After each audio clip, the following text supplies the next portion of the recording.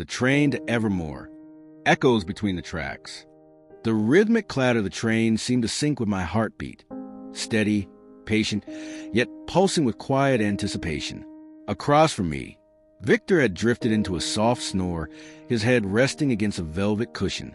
May sat beside me, hands folded in her lap, eyes half-lidded as though seeing things far beyond the window. Outside, the landscape was shifting again. One moment, the golden haze of an autumn field. The next, the pale blue of a beach we'd once visited after graduation. None of us spoke. The train didn't demand words. At some point, I couldn't say when, the conductor reappeared. He moved like a shadow, silent except for the soft squeak of his polished shoes. When he reached our booth, he paused and tipped his hat.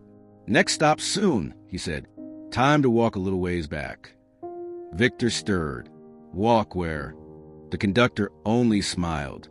"Where you've already been, but not quite all the way." May stood first. I followed.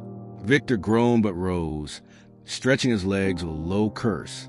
The conductor led us through 2 more cars, past passengers whose faces I didn't recognize but who somehow felt familiar, like dreams I'd once had and never remembered. We stopped before a door unlike any other. Wooden, with flaking green paint, and a brass knob worn from years of touch. The conductor nodded. "This one's yours. Just for a while." He opened it. Inside was the living room of my childhood home. I gasped. The scent of pine-scented cleaner hit me like a wave. The green shag carpet. The old television with rabbit ears. A ceramic owl clock ticking on the wall. May touched my shoulder. "John, is that your—" "Yeah," I said. "It is." There were voices coming from the kitchen. I stepped forward. The air shimmered. I looked in. There was my mother, humming as she prepared meatloaf.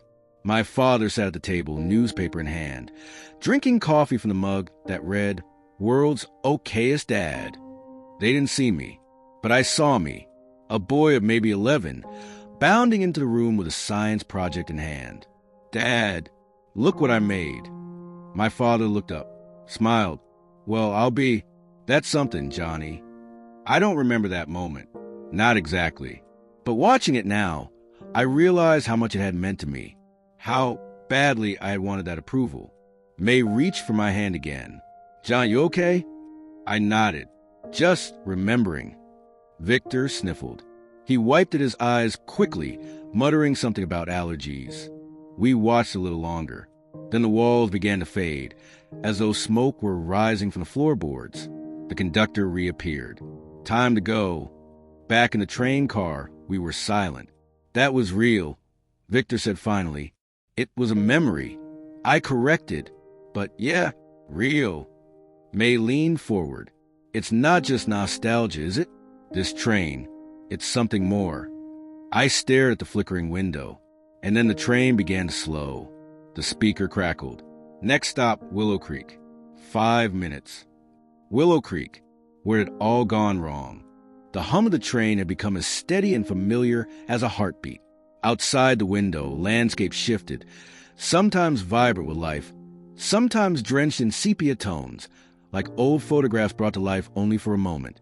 May sat across from me, her gaze on a window filled with the image of a sun-drenched kitchen. A much younger version of her was there, stirring a pot, humming a tune. Victor had his eyes closed, but the small twitch of his brow told me he was somewhere far away in memory, maybe a place he wasn't ready to revisit. I turned back to my own window. There was my father, leaning over a workbench in the garage, grease staining his hands. The old radio was playing some country tune, the same one he always turned on when he didn't want to talk.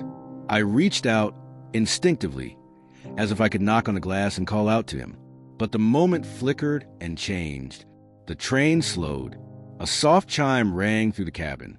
The conductor's voice, warm and clear. "Next stop, Letterman's Hollow. Duration of visit, as long as you need."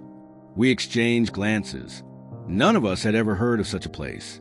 Victor spoke first. "What the hell is Letterman's Hollow?" May smiled softly.